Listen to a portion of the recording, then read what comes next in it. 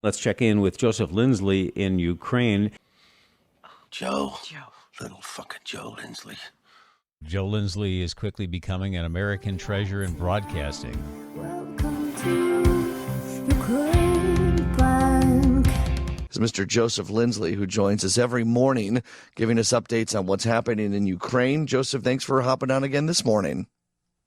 John, great to speak with you, and hello from Lviv on this first day of winter. It's actually some of the warmest weather we've had in the past couple months, and I always want to keep reminding everyone there have been no major Russian infrastructure attacks.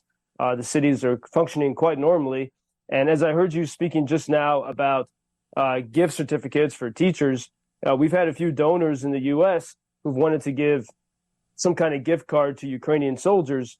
And whenever I ask the soldiers who I know and who we collaborate with, if they like that idea, they say, no, we just need drones. That's the best Christmas present. Right. More drones to the front. And when you say drones, because I've been reading a little bit about this drone technology that the Russians have and the Ukrainians have. I mean, obviously there's like Predator drones I think Americans are familiar with that have strike capabilities. But a lot of this war is being fought, or at least the surveillance being done, by drones you can get at big box stores, right? Exactly. And most of these drones are made in China. You can get them anywhere in the U.S. or Europe. And Ukrainians, there's a couple of things they have to do when they receive these drones. First, because they're made in China, the chips come from China. And, we know that Beijing and Moscow collaborate in some ways. And so no one wants to take any chances. So the first thing that happens often at universities or groups of sort of tech savvy people in Ukraine, they will modify these drones to make sure that the Chinese are not able to hack into them or to give Russians information so that they can use electronic warfare to stop the function of these drones. So that's the first thing that happens. But these drones can be used in different ways. I mean, they can be used for surveillance, but also as kamikaze drones. With a little tiny cheap drone, you can put ammunition, put a grenade on there and drop it on your target. And we've seen, I mean, for those drones are about $300 each, and they can take out, if they're properly directed, they can take out $1 million tank.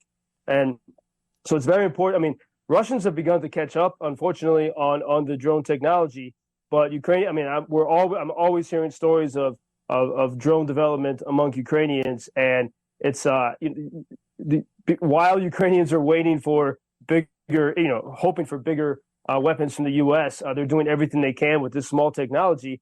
And I think if you look at the combination of Ukrainian ingenuity, Ukrainian motivation, this is their homeland, this is their culture, this is what they want to defend, and with the weapons that have arrived from the West, Ukrainians can do so much. And I just heard reports about the Bradley tanks from the U.S. and how absolutely effective they are. Ukraine only got a few, but in these very intense battles that have been going on the past couple months near that Donbass town of Avdiivka, the Russians have been throwing bodies at that, because they have the numbers, right? And so they've been throwing bodies into this battle. But when the Bradley tanks are there, we have reports they can easily take out entire Russian units. But the difficult thing, of course, is that Ukraine has a very limited supply of that.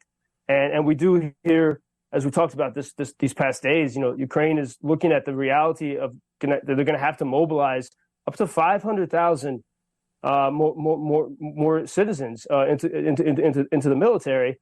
And that's just a stark reality, because for all of the flag waving and all the celebrities that came here, especially in 2022, and all the politicians that have claimed to be helping, the West, especially the U.S., has not sent the long-range weapons needed to put an end to this. Yeah, and that certainly has been one of the criticisms laid on the U.S. I know it is a delicate balance that the president has to do in not to instigate some sort of escalation and be seen as really, obviously we're supporting Ukraine in this, but anything that's capable of first strikes into Russia, and although it wouldn't be a first strike, obviously Russia came first. So I know that's a delicate balance. I wanted to ask you, Joseph, just the idea of, this counterinsurgency seeming not to have gone exactly the way that the president of Ukraine and the people may have wanted. if there has been a change in resolve, or maybe not to the downtrodden, but to the idea of, well, this may take longer than we thought. There might have to be some sort of regrouping, and we could be talking about years here. Yeah, well, I mean, Ukrainians, many of them are used to that because it has been going on for years. 2014, when the Ukrainian people had their revolution, they knew they were going to have to pay a price for that, for wanting to be free and refusing to be under the yoke of Russia. And Russia invaded, in parts of Donbass, and they took Crimea. But there have been skirmishes and hotspots since 2014 in eastern Ukraine. And so for some Ukrainians, this has already been long.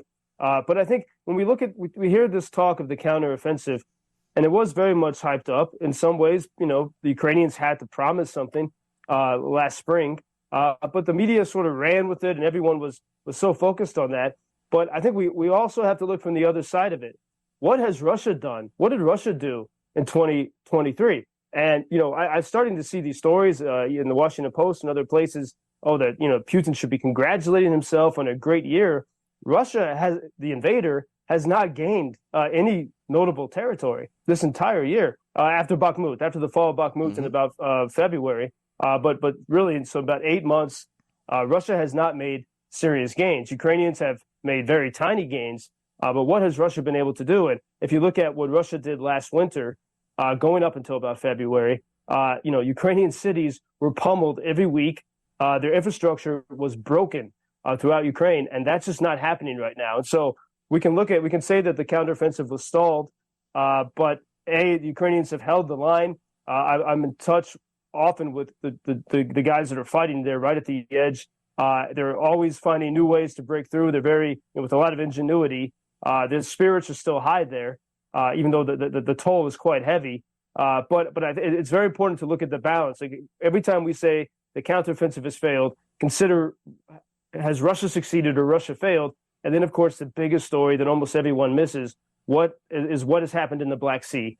And Russia's Navy has been mostly destroyed in the Black Sea. And people here are trying to tell the world that Ukraine is winning the battle of the Black Sea, regardless of what's happening on dry land. And Ukraine doesn't have a navy, right? Like, this is, it's incredible to beat I don't know if there's ever been in the history of the world a naval battle won by a country without a navy.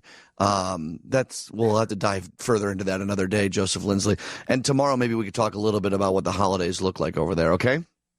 Sure, John, great to speak with you, and I look forward to our conversation tomorrow. Thank you for introducing Ukraine on your social media pages. That's very important, that much more people can get more information about the situation here and how everybody can help Ukraine to stay stronger and to save all the world. Що він сказав? Well, which side are you on? На чиїй ти стороні? Come on now. Oh, which side are you on? На чиїй ти стороні?